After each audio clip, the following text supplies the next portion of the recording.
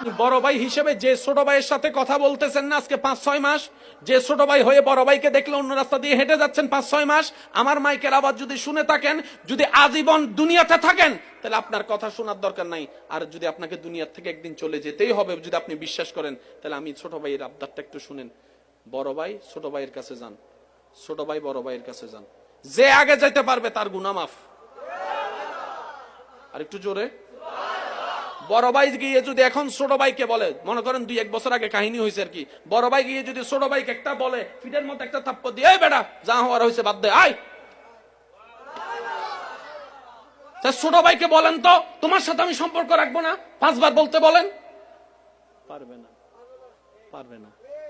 ছোট ভাই এখন জানতো বড় ভাইয়ের কাছে, বড় ভাই যদি ঘুমে থাকে দরজা নক করেন, দরজা নক করেন, দরজা নক করে দরজা খোলার সাথে সাথে বড় ভাইরে জড়ায় ধরেন কোমরের মধ্যে, ভাই মারলো তোমার, কাটলো তোমার,